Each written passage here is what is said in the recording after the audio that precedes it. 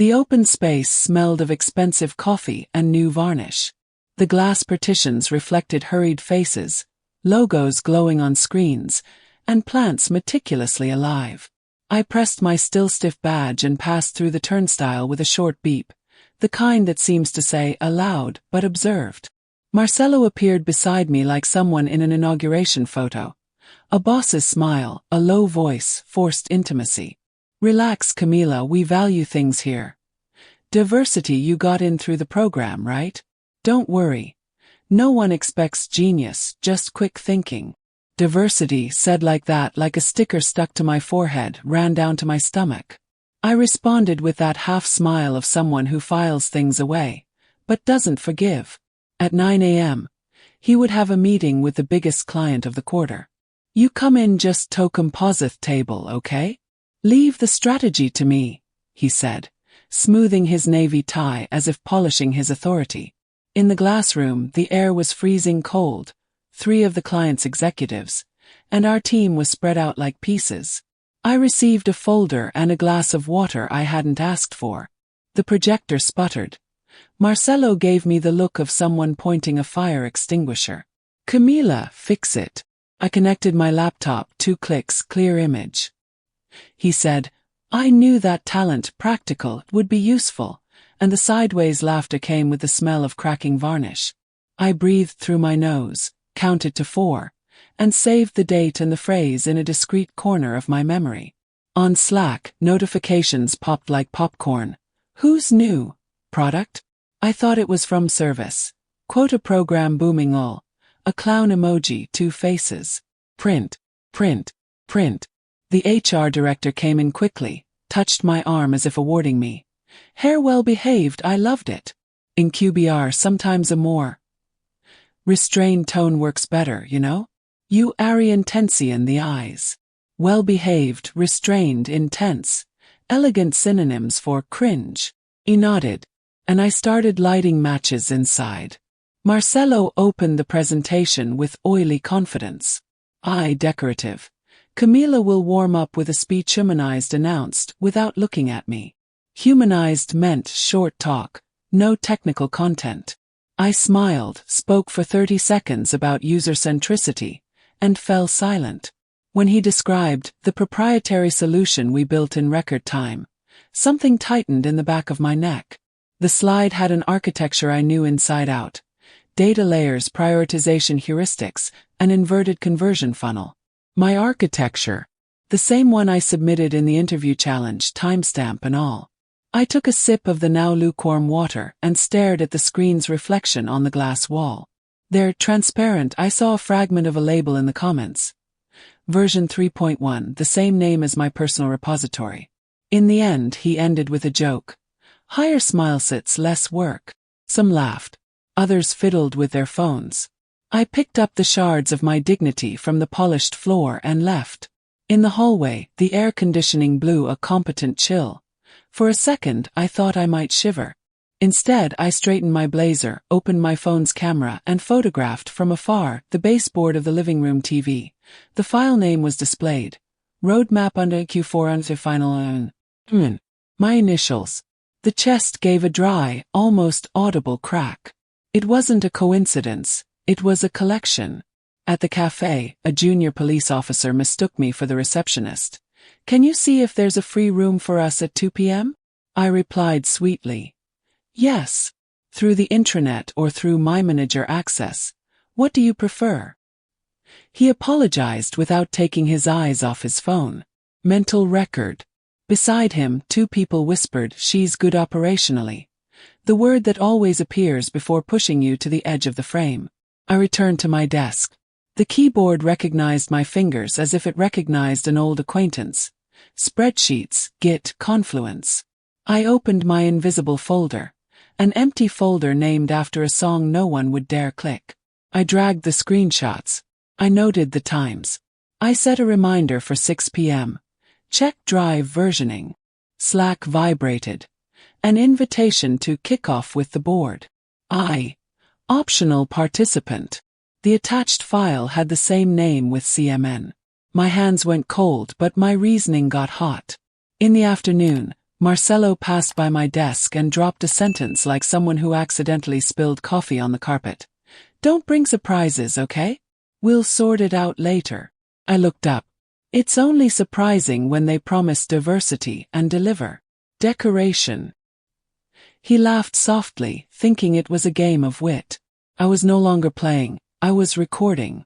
At the end of the day, the lights lowered in rows like theater curtains.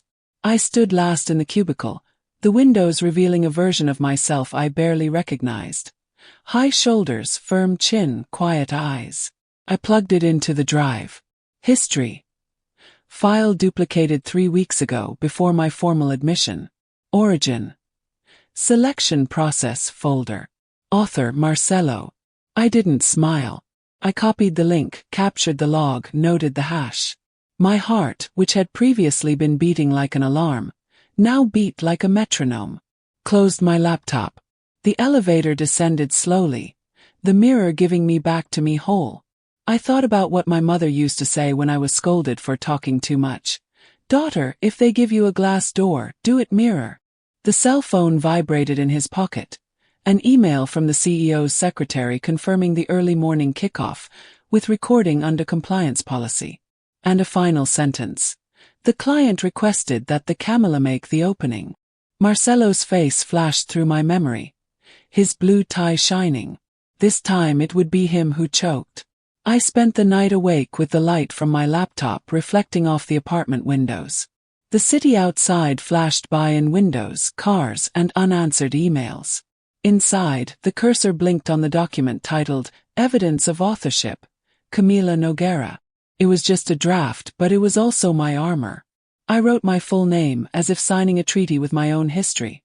Camila Nogueira, 34 years old, product manager, daughter of a public school teacher and a computer technician. First in her family to finish college, second to be called too angry, too direct, hard to read, words that always came before a promotion that never came. I opened the old repository. There were the commits from the interview period. Clean code, intact timestamps, each hash a fingerprint. I remembered the day I'd sent out that challenge. I typed the last algorithm. My mother appeared at the bedroom door with her apron still dirty with soap. Daughter, it's late, rest. One more test, Mom. This one could change everything. She smiled wearily and replied, then change with dignity. The phrase has returned now, years later, as if it had been saved in the cloud. The next morning, I arrived at the office with a practiced smile. Marcelo was leaning against the desk, laughing with the team. Camila, remember to smile during the presentation, okay? Clients like a relaxed person. Lightweight. Another elegant synonym for tameable. I nodded, with the calm of someone who observes a trap and already knows where to get out. I opened my laptop and dove into the logs. Every line of code was dated before I was hired. The algorithm used in the presentation was identical to the one I wrote in the challenge. The difference? The author's name. They changed Camila to core, or the word that means nucleus. Funny. They erased me precisely to pretend I was never the center. I sent everything to my personal email, created an encrypted folder, and renamed it BI Routine under 2024. Anyone who looked would only find graphs. But anyone who actually opened them would see the evidence. Why revenge, for now, was silent and organized. During lunch I sat alone. My colleagues were talking about happy hour, and someone asked if I was going. Another responded laughing. Oh, she probably doesn't like those places. People that focused usually go to church. Laughter. Someone tried to change the subject. Silence. Looks that last half a second long enough to hurt. I went back to the table and opened my notebook. And the first line I wrote. They wait for me to be silent. I wait for the moment to open my mouth. If you've ever walked into a place and felt like your presence was a polite exception, stay with me. This story isn't just mine. It's every woman's story who has ever had to become more competent than the respect she's earned. Subscribe and listen to the end, because what they call diversity today will become authority tomorrow. In the afternoon, Marcelo called me into his office. IT had the sweet tone of someone preparing poison with sugar. Camila, you're going to open tomorrow's meeting, but without too many technical details, okay? The client needs to hear the main message. Main message? I asked it. That the team is collaborative, you know? It's not about who did what. It's about us. Smile. Of course. About us. I left the room and opened Slack. A message from the senior dev flashed. Your algorithm is in Marcelo's branch. He asked me to clear metadata before going up to the presentation. The coffee went down bitter. My reflection in the bay window showed me my serene face, but my eyes were already calculating. That phrase he said earlier. No one expects genius. Took on new meaning. They didn't expect it. But it's spring now. At the end of the day, I receive a meeting invitation. Subject: Kickoff with client. Presentation led by Camila Noguera. Direct request from client. For a second, the breathing stopped.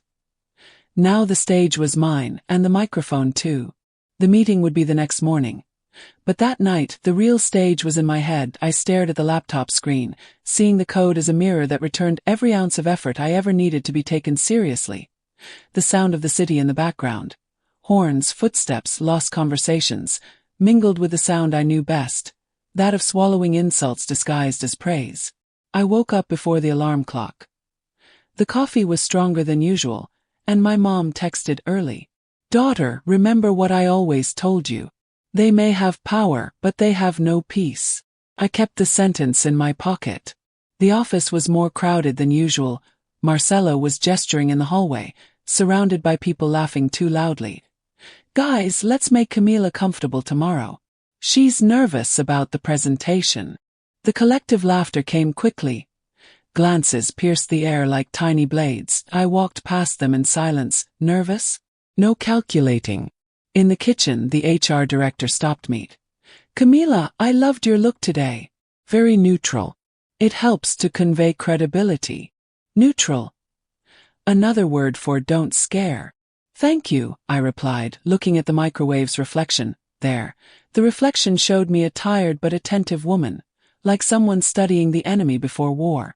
During the alignment meeting, one of the analysts repeated exactly what I had said in the previous daily. Marcelo smiled and replied, Excellent idea, Bruno. That's what I wanted to hear.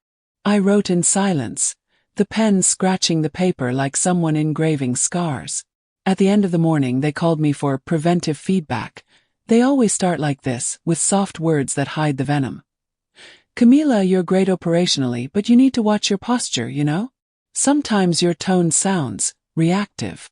Reactive, another word for don't take abuse lying down. I felt my blood rise, but I breathed. Understood. I'll adjust. Yes. But not the tone, the strategy. At lunch, I sat in a corner alone across the cafeteria. The happy hour crowd was talking loudly. Someone commented, We could call Camila, right? Another replied, She won't feel comfortable. People like her don't like that kind of place. People like her. The phrase crossed the room and echoed in my chest like a dull drum. I went back to the table. I opened the drive and hidden among project folders, I found what I was looking for. The file roadmap under Q4 under final fan. Duplicate. I checked the change history. The first version had been made 3 weeks before my hiring point. 3 weeks. Exact time between submitting my technical challenge and the day it was announced as a strategy team pilot project. I saved the logs, took screenshots, and archived everything. Every detail was a sliver of my dignity that I collected to rebuild. Later, the senior dev took me aside. He looked around before speaking. Camila, this isn't right. He's using your material. He asked me to delete your metadata. I couldn't. Why? Because your name was on everything. It would be too obvious. Smile smiled. Then leave it like that. The obvious is the part that hurts the most. He hesitated. Are you going to do something? Not yet. First, I'll let them dig their own grave. Back at my desk, the new email flashed on the screen. Extraordinary meeting, led by Camila, client request. In the copy field, the CEO. And in the body of the email, a bold line. Please confirm compliance recording. The game was starting, and for the first time the cameras were on. That night, insomnia came disguised as a spreadsheet. With each Excel cell I adjusted, A memory was also rearranged. The first denied stage, the "you speak well" to its origin, the colleague who said that my tone scared her. All of this came back now like fuel that I wasn't just reviewing slides. I was writing the script for my revenge. The company slept behind glass doors and expensive carpets, but I stayed. The blue light from the monitor reflected off the 13th floor windows, and the city outside seemed to be watching me. I opened the presentation file title, Strategic Kickoff, Leadership Marcelo Pete. I clicked on Version History. There were the fingerprints of the robbery. My name, removed my code, copied my notes, rewritten with mistakes I would never make. I took screenshots, saved hashes, created an audit log. The wound was open, but now it had date, time and author. The next morning, Marcelo approached me with that smile that already came with an implicit, "Don't be offended. Camila, remember to keep the technical part light, okay? They love it when you speak with emotion." Translating, "You do the aesthetic part, I'll take care of the strategic part." "I'll leave it to you," I replied, looking him in the eye. "Oh, and be careful not to sound too defensive. Sometimes you seem ready to fight." Smiled at. It must be the survival instinct. The sentence hung in the air for 2 seconds before he understood.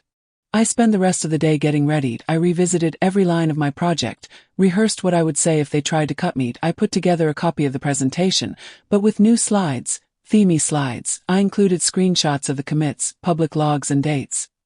Nothing offensive, nothing personal, just facts that speak for themselves. If he wanted to silence me, he would have to silence the truth. At 6 p.m., Slack beeped. Message from a colleague who rarely spoke to me. "Camila, I just wanted to say that I admire your calm. We see what's happening here, just pretend we don't."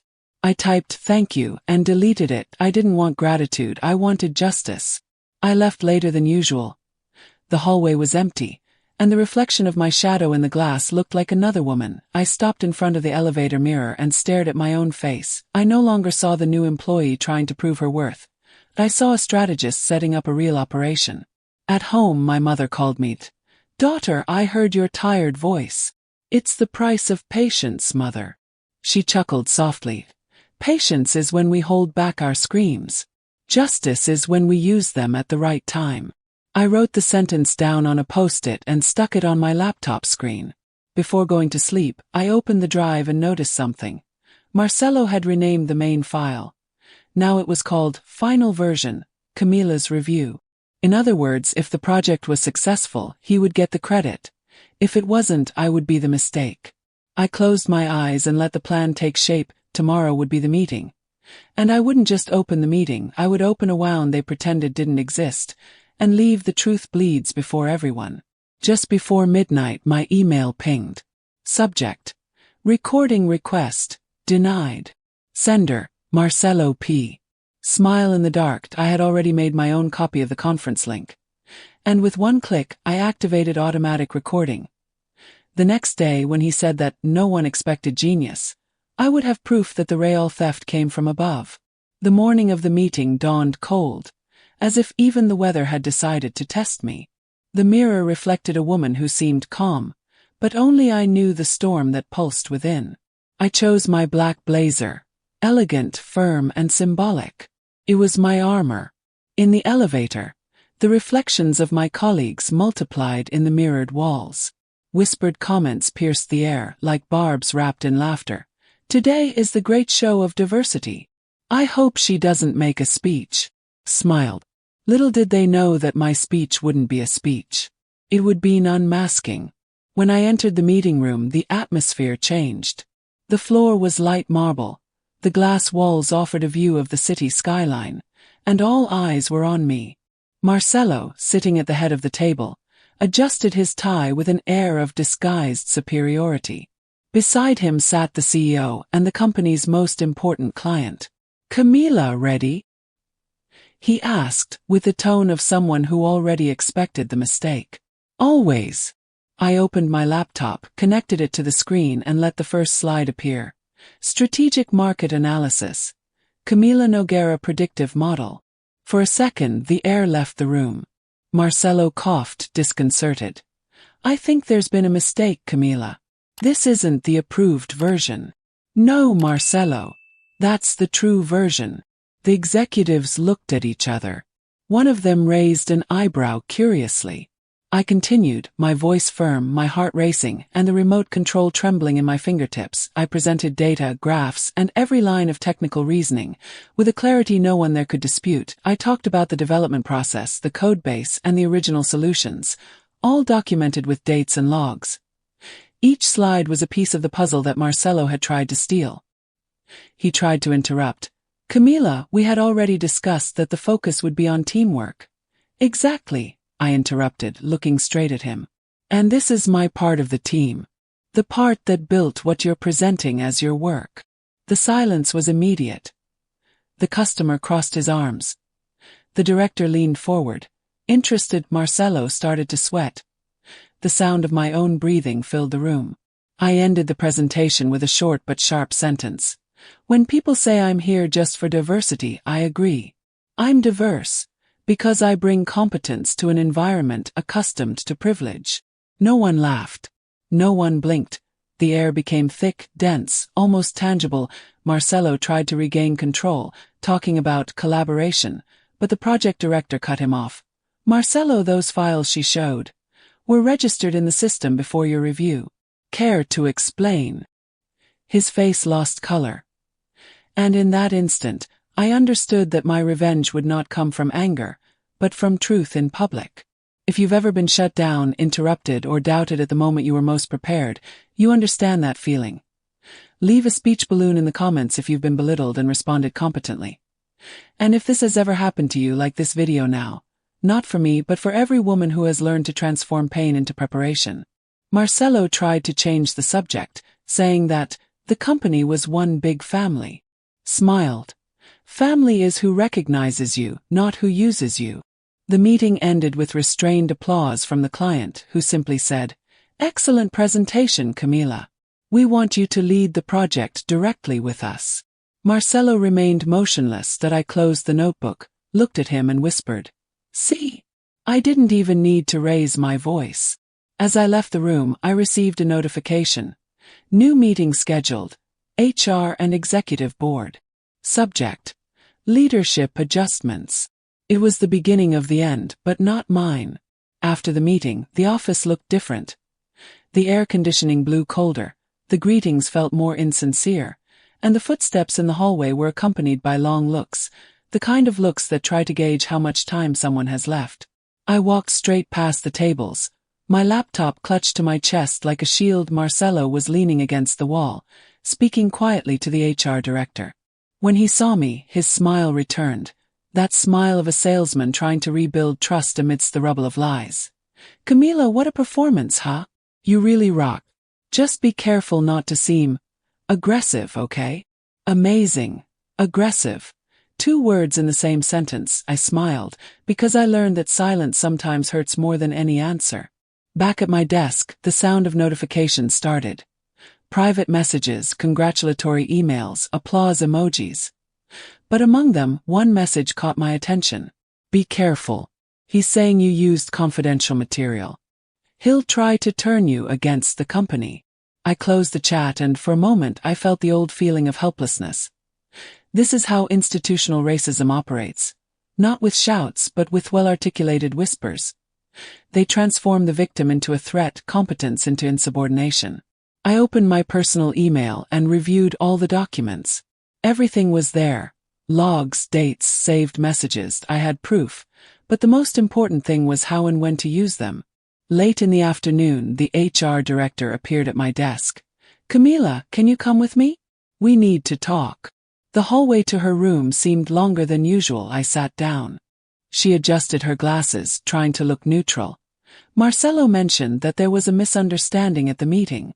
That you used unauthorized files and this caused embarrassment." I looked at her. "My files?" "Yes, but you understand. The atmosphere has become tense. We need to maintain a harmonious environment." Harmony. The favorite word of those who have never been hurt by the noise of prejudice.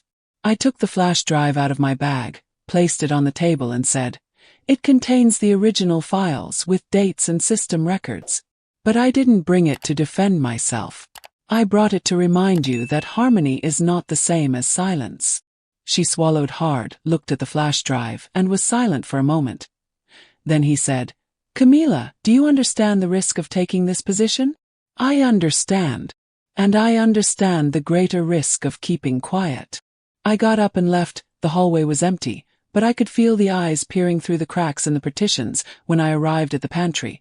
The same group that had previously laughed at me was speechless. One of them lowered his head. Another pretended to be on his cell phone. A third, the youngest, whispered, They're afraid of you now. I replied without looking back. No. They're afraid of what happens when we stop asking permission to exist. In the elevator, as the doors closed, my cell phone vibrated. Message from unknown number. Congratulations on your courage. Tomorrow at 10 a.m., the board wants to hear you alone. And this time, it will be recorded. Smiled. It wasn't about defending myself anymore. It was about make history. The next morning began with a different kind of silence. The kind of silence that precedes an earthquake. I arrived earlier than everyone else. I wanted to be there before the stares, before the whispered conversations, and before fear tried to convince me to give up. The coffee was getting cold in the mug, but my mind was boiling. The 10 a.m. board meeting wasn't an invitation. It was a trial by fire. I opened the confirmation email. The subject line read, Evaluation of Conduct and Internal Communication. Translation: We will isolate you elegantly. The body of the email, however, contained a curious line. Presence of the legal department confirmed.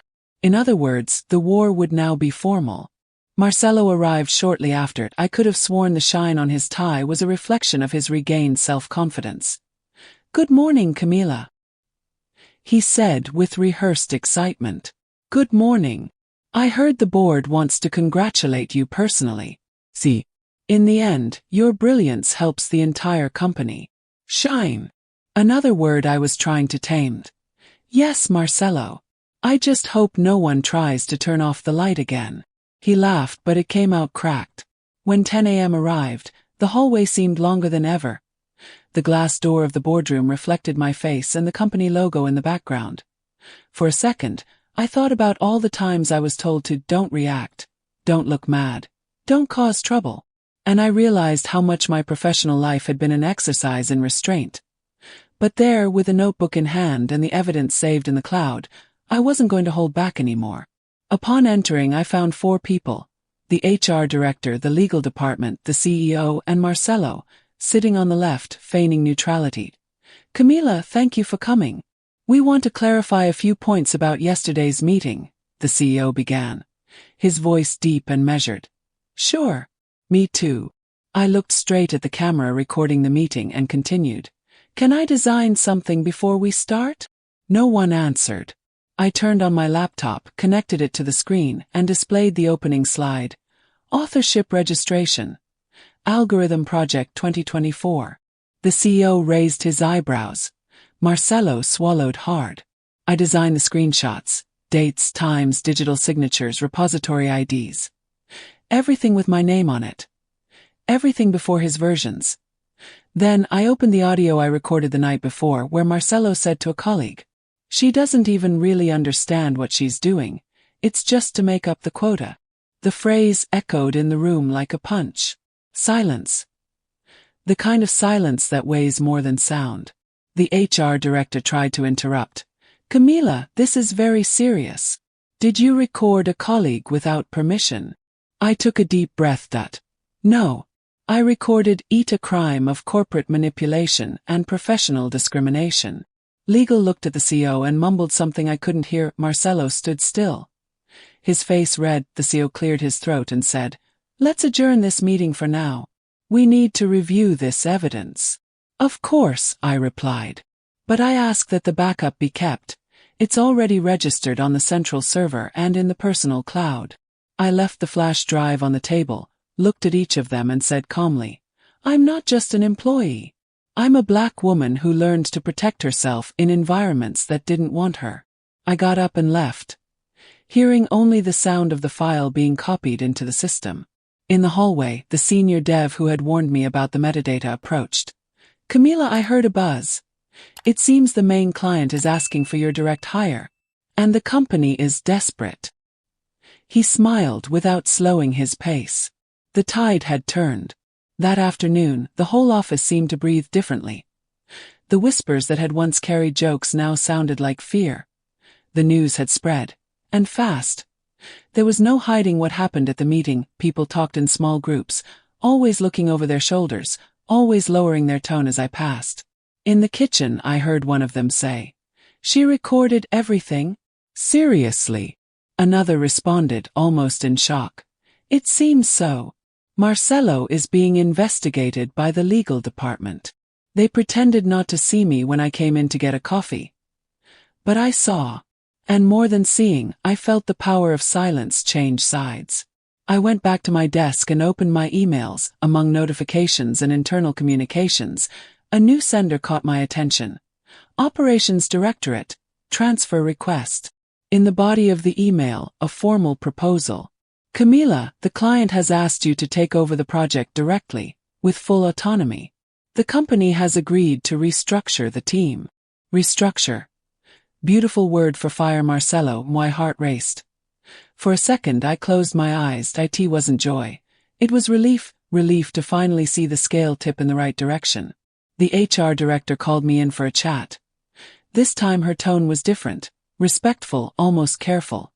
"Camila, the company acknowledges that there were serious misconduct. We want to ensure that you feel valued here." I looked at her calmly. "Valued isn't the same as repaired. But it's a start." She nodded uncomfortably. "The client asked to publicly announce the new leadership tomorrow. You will be leading the event. And Marcelo? He's on leave for an indefinite period." I left the room slowly. The hallway, once a catwalk of microaggressions, now felt like a courtroom. The same people who had looked away began to smile from afar, wave, and praise my professionalism. It was strange to see respect arrive after the exhibition. In the elevator, the senior dev hurried in. "Camila, can I tell you something? You have no idea how much you've inspired us. Everyone's talking, saying that the company will never be the same again." I smiled slightly. I didn't want to inspire fear, just justice. Maybe it's the first step towards both of them coming. That night at home, my mother called me. "Daughter, I heard your voice differently. Did that happen?" "I think so, Mom. I think they finally heard what I didn't have to shout." She was silent for a moment and replied, "They heard the sound of dignity, and it echoes louder than any revenge." I closed my eyes and felt a weight lift from my chest. But I knew it wasn't over yet. Tomorrow's event would be public, with cameras, press and customers. And there, under lights and microphones, I would tell the truth without having to name names. If this story reminded you of a situation where they tried to silence you, share. Not for me, but for every black woman who has ever had to prove the obvious. When we spread these stories, their silence loses strength. Before going to bed, I opened my laptop to review the event presentation and the email, a new message from a hidden sender. "Be careful tomorrow. Not everyone will be willing to see you on stage." He smiled from the corner of his mouth. "They still don't understand. It was no longer about the stage. It was about who had the microphone. And now it was mine." I woke up before the sun. Not out of anxiety. On purpose. I knew that day would be remembered, so I applied lipstick in front of the mirror. I thought about how many times I had to erase myself to avoid appearing too intense. How many meetings I had been cut off in the middle. How many ideas had been stolen and repackaged by clearer voices today. None of them would speak louder than mine. The event would be held in the company's main auditorium, the same one where, months earlier, Marcelo had been celebrated as an innovation leader. The same stage where they said I was there just to represent diversity. Fate has a refined sense of irony. When I arrived, there were cameras, banners, a buffet, and a sea of suits. The HR director came to greet me personally, with a nervous smile. "Camila, congratulations again. The client will be here in a few minutes. You'll be the first to speak." "Understood." She tried to add something, but was speechless when she saw the CEO approaching. He held out his hand to me. "Camila, we want you to know that we recognize your talent. We hope this moment marks a new cycle. It will be scored." I just don't know who it's for yet. I grabbed the microphone and went up on stage. The lights blinded me for a second, but I soon got used to it. The audience was silent, the kind of silence that precedes either a disaster or a revelation. I took a deep breath. Good morning. When I joined this company, they said I was proof we were evolving. But evolution isn't about hiring, it's about recognizing. It's not about including, it's about respecting. And I learned that here, the hard way. I saw some uncomfortable faces in the audience, I continued. For months, I worked on a project that was presented as if it belonged to someone else. They told me I should be grateful for the opportunity, when what I wanted was credit. But time puts everything in its place, including the masks. A murmur went through the hall from the corner. I noticed Marcelo, pale, in the background. He had indeed come suspended. I looked directly at him for a second, and then back at the audience. Today, I present not just a project, but a story about how the truth always finds a microphone, even when they try to turn it off. The customer stood up, applauding. Soon, the entire audience followed. The sound of clapping echoed loudly, and for an instant, I felt something I had never felt there before, belonging without concession. When I got off the stage, the director hugged me, almost in tears. Camila, you have no idea what you just did. Yes, I do. I showed that dignity is the most powerful presentation there is. Hours later, when I returned to my desk, I found an envelope on the keyboard. Inside, a letter signed by the board. Camila Nogueira. Promotion confirmed. Position, Corporate Strategy Manager. But there was also another sheet, unsigned, handwritten. You won this one, but be careful, the system never forgets who challenged it. I calmly folded the note, looked at the ceiling and whispered, I don't forget either. For the next few days, the office seemed to revolve around me. People who had previously looked away now offered me coffee, compliments, and smiles. But there was something strange about this new respect. It didn't come from admiration, but from fear. And maybe it was fair. When a black woman raises her voice with evidence in her hands, the system trembles. My new office was in the same wing where I previously only entered to submit reports. Now my name was on the door. Camila Nogueira, Strategy Manager. Still, the first day was one of heavy silence. Colleagues passed by, knocked on the door, congratulated him, but the words seemed rehearsed and no one wanted to be seen as against me, but few had the courage to be either truly in favor. Marcelo, officially removed, had disappeared. But his name still came up in conversations. I learned that he was trying to negotiate an exit with honor, saying that it was all just a misunderstanding of perception. Perception, another word used to soften what is structural. In the meeting with the CEO, the tone was political. Camila, we want to learn from what happened. Create more transparent policies, A new cycle. I nodded without enthusiasm. Great. Just don't forget that politics without courage is just paper. He smiled awkwardly. You're direct. That's good. But be careful not to create resistance. Resistance. That's exactly what brought me here. Silence. The sentence hung in the air like an uncomfortable reminder. Back in my room, I opened the window and looked out at the city.